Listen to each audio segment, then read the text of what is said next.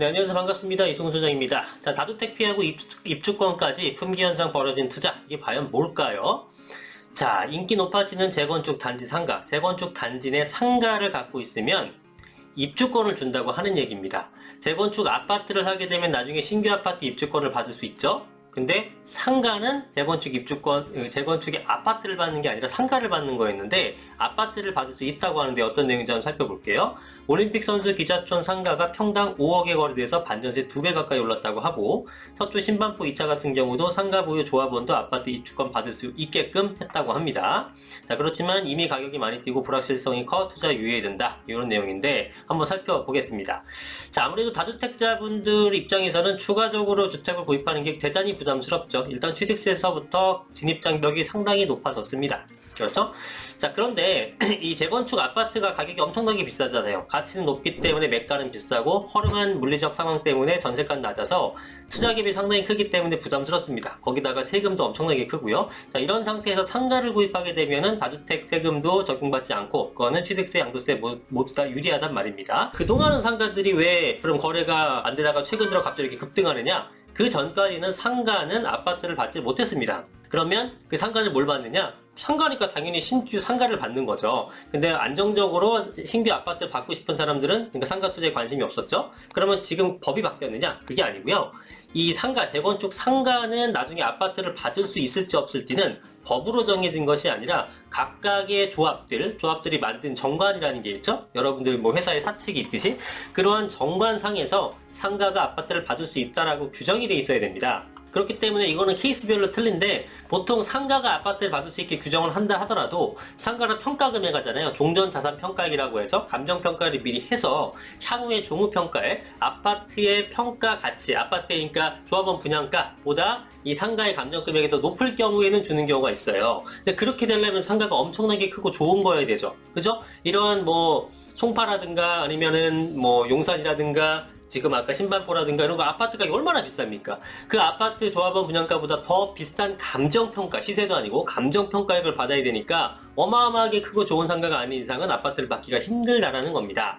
자, 그런데 그것을 최근 들어서는 얼마나 이렇게 유리해졌길래 가격이 올라가느냐? 이거를 조합 정관에 따라서 법의 테두리 안에서 정할 수가 있는 거예요. 그 수치를 낮게 해준 겁니다. 뒤에서 설명드릴게요. 일단 송파 재건축 상가가 평당 5억 원에 거래됩니다. 자, 보시면 1층 같은 경우에는 평당 가격이 2억 3천, 1억 6천, 뭐 2억 4천 이렇게 거래가 되다가 최근 들어서는 평당 5억까지도 거래가 되는 모습을 보이고 있죠. 그래서 작을수록 전용 면적 5.28제곱과 5.25제곱은 평당 5억 200과 4억 2천. 그러니까 클수록 가격이 작을수록, 평당 지분이 작을수록 가격이 비싸지는 거잖아요. 어찌됐건 한 평에 5억에 팔렸다. 어마어마한 수치죠. 그럼 이걸 왜 샀을까요? 5.25평이면 2평도 안 되는 건데 이 상가 왜 샀어요? 이걸 사서 나중에 아파트를 받을 수 있기 때문에 그 권리를 산 거죠. 그죠? 이게 성공적으로 안착된다 그러면 5억이 비싼 게 아니죠. 그죠? 아파트 여러분들 매매가 8억에 이 올림픽 선수 기자촌 아파트 살 수가 있겠습니까? 못 산단 말이에요. 근데 이걸로 똑같이 권리를 받을 수 있는 거를 샀다면 5억도 아까운 게 아닙니다.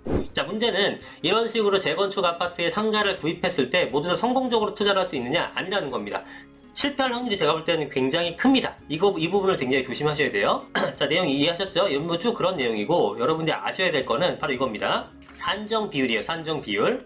자, 산정 비율이 뭐냐면은 아까 말씀드렸다시피 상가 평가액과 나중에 아파트 그 조합원 분양가를 비교했을 때 이 비교해서 조합원 분양가보다 상가 종전 평가액이 더 높아야 되는 건데, 이게 산정 비율 1일 때 그 얘기예요. 1일 때. 근데 이걸 0.1로 만든다. 0.1에서 1 사이에서 조합 정관이 만들 수 있는데, 예를 들어서 나중에 아파트가 조합원한테 10억에 줘요. 근데 요거는 상가는 3억이야. 당연히 못 받죠? 7억이야. 못 받죠? 9억 9천이야. 못 받습니다. 10억이 넘겨야 받을 수 있는데, 이 산정 비율을 0.1로 낮춰버리게 되면은 이 아파트 조합원 분양가는 10억이고 여기에 상가는 쬐끄만 거야. 지하에 조그만 구석탱이 있는 거야. 근데 평가 금액이 1억 1천 나왔습니다. 그럼 비율이 어떻게 돼요? 10억 대 1억 1천이니까 0.11이죠. 그래도 받을 수 있는 겁니다. 0.1이기 때문에. 그래서 이렇게 낮게 산정을 해서 상가를 끌고 가는 왜 이런 형태를 하냐면은 이렇게 해야지 상가랑 분쟁이 발생하지 않고 소송도 절차도 복잡하니까 그런 거 하지 말고 상가를 다 안고 가자는 겁니다.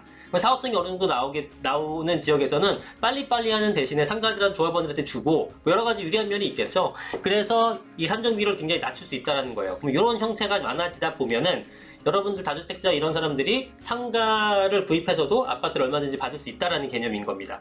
이해가 되십니까? 자, 그래서 지금 신반포 2차 같은 경우에는 지금 제가 볼 때는 신반포 2차가 거의 그 9주공 1단지와 더불어서 반포에서 최고 아파트로 거듭날 것 같은데, 신반포 2차 조합은 이 상가 비율 0.1, 사실상 신반포 2차의 상가 웬만한 거 사도 다 아파트를 받을 수 있다라는 겁니다. 거의 대부분 한강뷰 아파트가 가능한 겁니다. 엄청난 행운인 거죠. 그래서 다주택자는 어떤 그런 그 세법적인 유리함과 이런 부분 때문에 상가를 막 살려고 한다라는 거예요. 자, 새 입주권을 받지 못하더라도 상가 아파트가 따로 개발한 사례도 있습니다. 강남구 개포시형 상가, 이거는 개포 자일은행도 대산생했다고 해요. 지하 4층에서 지상 10층 규모로 근린생활 68시설과 28가 조성된다. 근데 이거는 이제 개포동이라든가 강남의 일부 지역에서는 상가를 자체적으로 개발하는 거죠. 그런 거는 뭐 원래 강남에 있기 때문에 성공할 수 있는데, 그렇지 않은 곳에서 상가를 샀는데 아파트도 받지 못하고 자체적으로 개발도 사실상 안 됩니다. 네, 다른 지역에서 한 동짜리 28가구 아파트가 뭐 그게 평가나 받겠습니까? 강남이니까 개발에 성공하는 거지. 그렇기 때문에 이 사례, 이게 산정 비율이 0.1로 된다는 사례도 있다는 거지, 대부분은 1로 돼 있습니다, 아직은.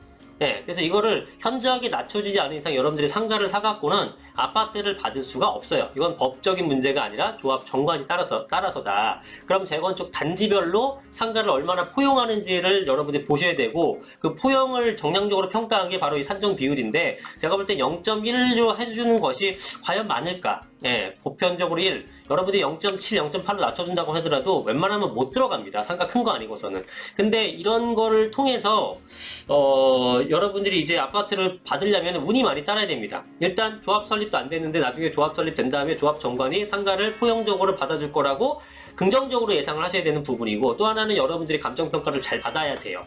뭐 포용적으로 0.5로 했는데 분양가는 조합원 분양가 10억인데 여러분들 아무리 잘 받아도 3, 4억밖에 안 나온다. 그러면 그냥 여러분들 나가리 되는 겁니다. 아파트 못 받는 겁니다. 그렇기 때문에 이게 지금 요즘에 많이 뜨고 있는 어떤 그 투자 대상이긴 한데, 그 상가를 통해서 잘 받을 수 있을지 여부는 개별적으로 틀려요. 그래서 그 아파트가 사업성이 굉장히 좋은 건지, 그래서 뭐 상업지에 지어진다거나 준주거라든가 용적률을 굉장히 좀 상향시킬 수 있고 지분이 큰다든가 이런 식이 된다 그러면은 상가까지 받을 확률이 높겠죠. 근데 우리 지금 조합원들도 지금 그 일반 분양이 몇 개 안 나와서 빡빡한 상태에서 상가 조합원한테까지 막 나눠주고 이러긴 힘들 것 같다라고 하게 되면은 정상대로 가겠죠. 내지는 상가랑 아파트랑 상가를 분리하더라도 아파트 재건축에서 커다란 여파를 미치지 않는다. 그러면은 또 떼고 갈 수도 있는 거예요. 그럼 또 낙동강 오리알이 될 수도 있죠.